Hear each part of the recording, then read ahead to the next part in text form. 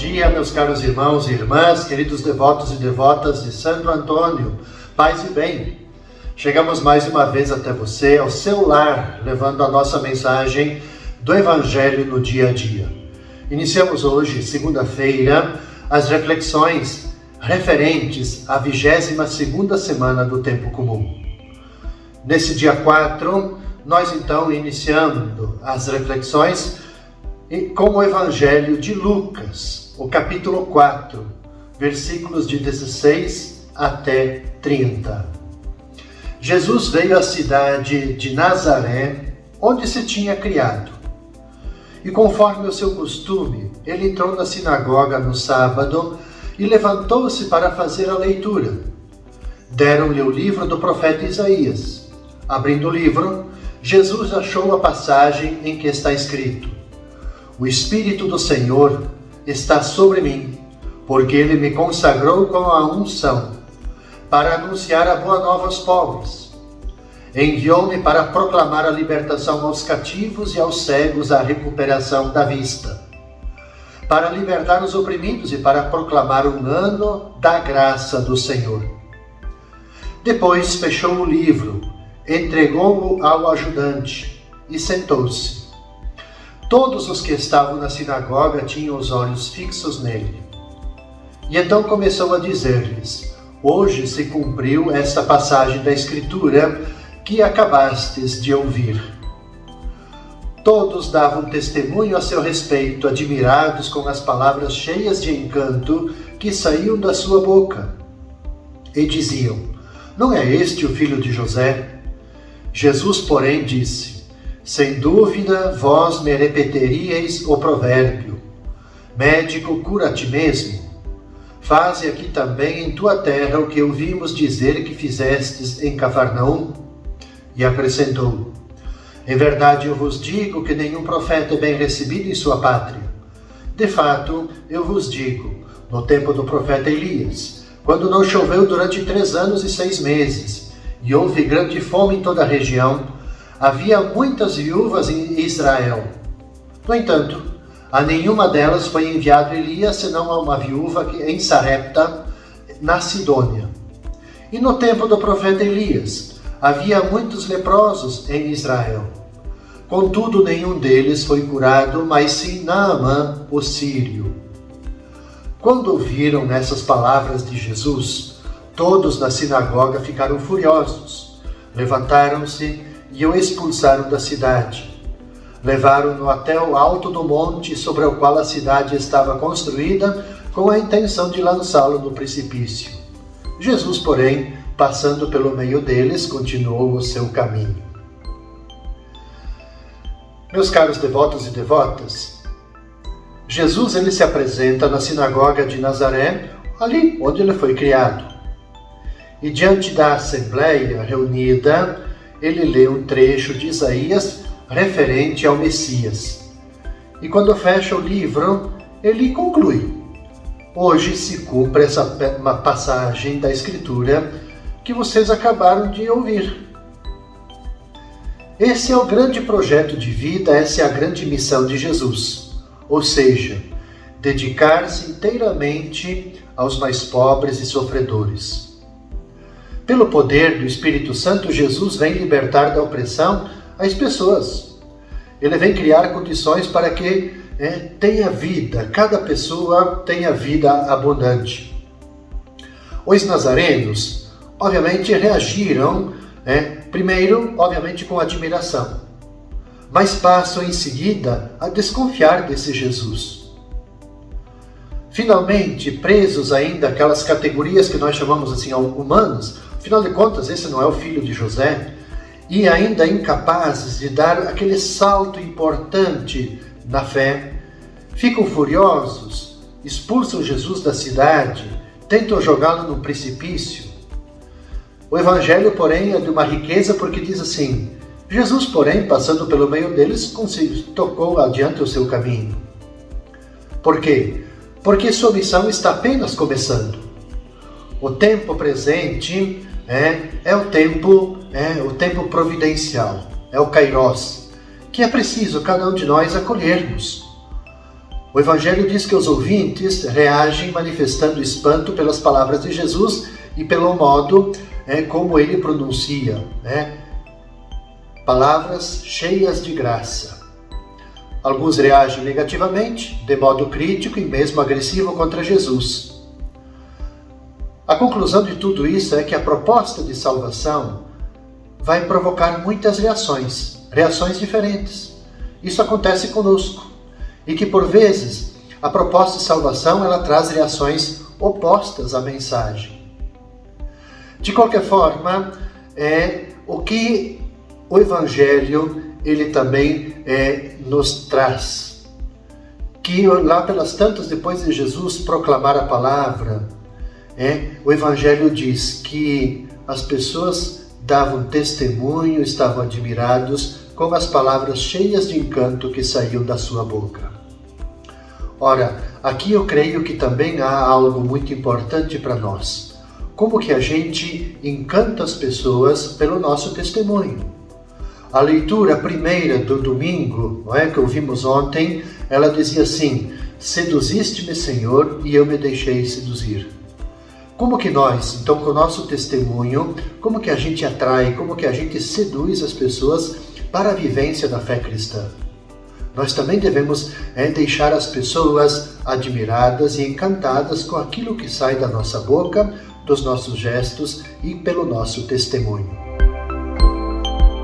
Na terça-feira, dia 5 de setembro, nós vamos rezar e meditar a partir do Evangelho de Lucas, capítulo 4, versículos de 31 até 37. Jesus desceu a Cafarnaum, cidade da Galileia, e aí ensinava aos sábados. As pessoas ficavam admiradas com o seu ensinamento porque falava com autoridade. Na sinagoga havia um homem possuído pelo espírito de um demônio impuro que gritou em alta voz: O que queres de nós, Jesus Nazareno?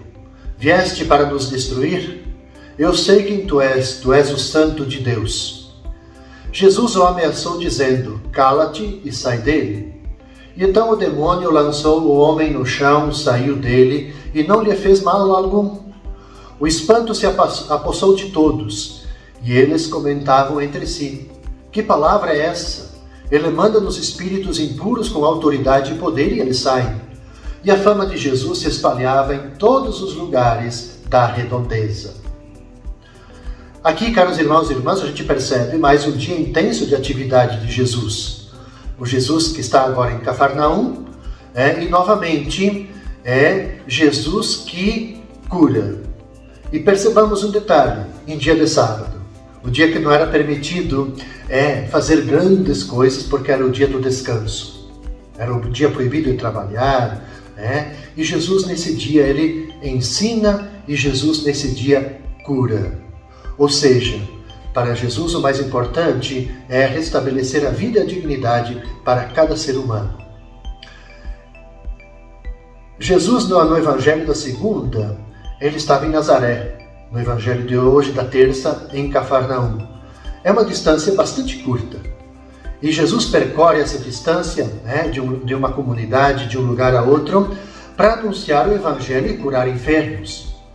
Assim, para o evangelista Lucas, mostra a autoridade de que ele está revestido. Não é qualquer autoridade. A tradução desse trecho que diz porque Jesus falava com autoridade é exousia. Não é uma autoridade do poder, do domínio, mas é a autoridade que as pessoas reconhecem, essa autoridade divina.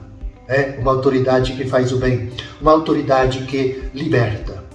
A palavra de Jesus, percebamos, ela é uma palavra sempre eficaz, porque ela realiza o que ela efetivamente significa. Esses gestos terapêuticos de Jesus levam conforto, levam vida a todos os que deles precisam, desses gestos. Então, palavras e gestos são os elementos que ligam todo o Evangelho. A gente pode pegar o Evangelho de Lucas, nós podemos pegar o Evangelho de Mateus, de Marcos. Sempre nós vamos perceber que as palavras de Jesus, com os gestos de Jesus, eles ligam, perpassam todo o Evangelho. Porque está nessa perspectiva. que a palavra de Jesus é eficaz, realiza plenamente aquilo que elas querem significar. Então, nesta página, que se refere agora ao início do ministério público de Jesus, confirma tudo isso. Jesus, sim, quer ser escutado e acolhido por todos e cada um dos homens, das pessoas, e por isso Jesus tem essa grande capacidade de falar para essas pessoas ao coração, e ao mesmo tempo cura o corpo das enfermidades. São dois elementos fundamentais, como que a gente fala ao coração, toca os corações, e como que a gente também cura as enfermidades que afligem a vida de tantas pessoas. É uma intervenção libertadora, que revela exatamente a eficácia da palavra de Jesus. Portanto, o texto desta terça-feira apresenta para nós um pobre doente que é libertado de um espírito maligno. Fala com autoridade de modo que essas forças adversas, esse espírito impuro, obedecem a Jesus. E reconhece, inclusive, que Jesus, pela força, pela autoridade que ele tem, ele é o Filho de Deus.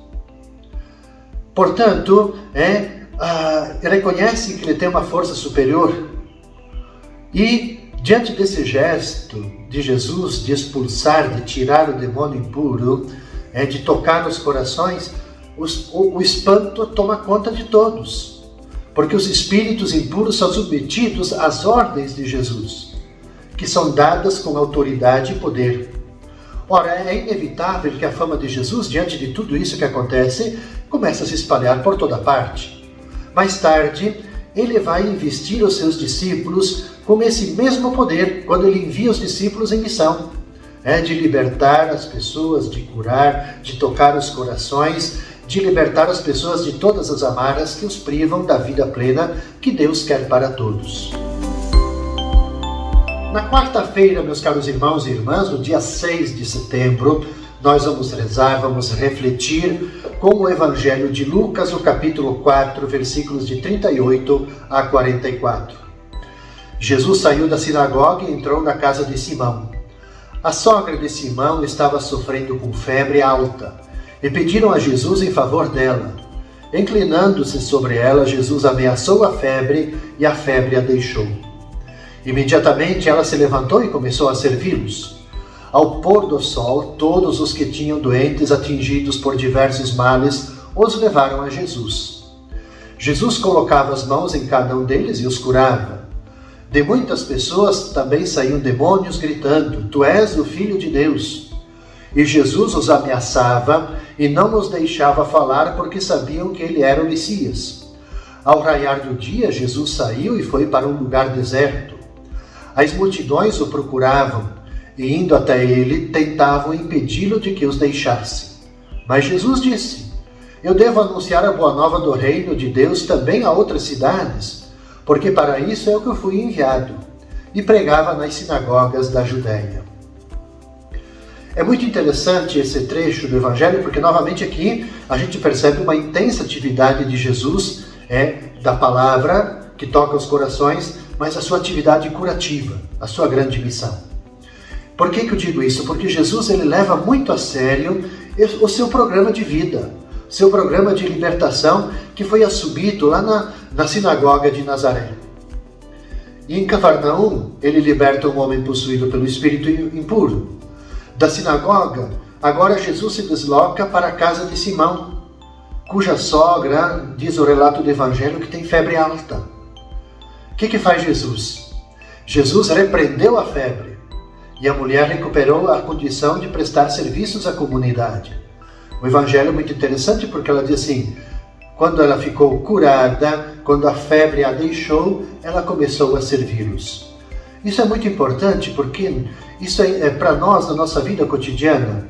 Nós só vamos nos tornar discípulos, nós só vamos nos colocar a serviço quando nós estivermos plenamente reconstituídos na nossa saúde.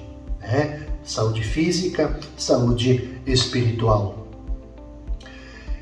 E no final do dia, Jesus ele entra em contato com muitos doentes, com diversos tipos de enfermidades, e a todos ele liberta, cura, com a simples e poderosa imposição das mãos. percebamos que novamente Jesus tinha suscitado muita gratidão, muita estima, muita admiração por esses gestos que ele estava realizando. O seu ministério, a gente pode dizer assim, a sua missão alcança um sucesso total. O mais natural é que Jesus cedesse ao desejo das pessoas e permanecesse junto delas. Afinal de contas, ele foi reconhecido. As multidões, possivelmente por interesse, fica aqui conosco, já que você faz milagres, é bom que tenhamos aqui um milagreiro. Por isso que tentaram segurá-lo para que não fosse embora. Querem fechar o mestre no seu pequeno círculo, ter o mestre somente para eles. Jesus, porém, na sua sabedoria, movido pela força da oração, pela força de continuar levando a sério o seu programa de missão, ele retoma o sentido dela. Eu devo também anunciar a boa nova do reino em outros locais. Foi para isso que eu fui enviado. Para nós também esse final do Evangelho da quarta-feira ele é importante, de nós não nos contentarmos de ficarmos somente restritos num pequeno círculo, contentes somente com as mesmas pessoas que participam da nossa vida de comunidade. Mas como que nós, também como Jesus, como que a gente se dispõe, se desafia e também levamos a sério a nossa missão de sairmos do nosso pequeno círculo, da nossa pequena bolha e anunciar a boa notícia do reino às outras pessoas. Aquelas pessoas que ainda não são tocadas pelo Evangelho, pela fé cristã. Como que nós vamos chegar a essas pessoas? Aos que se afastaram da comunidade.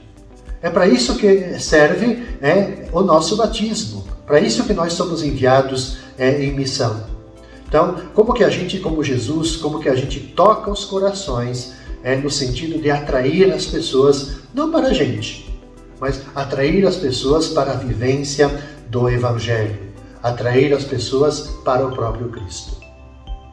Com essa reflexão, caros irmãos e irmãs, a gente conclui o itinerário desta primeira parte desta semana. Nós vamos nos encontrar novamente na quinta-feira, neste mesmo horário. Desejo a cada um de vocês, caros irmãos e irmãs, toda a paz, todo o bem, com as bênçãos e a proteção de Santo Antônio.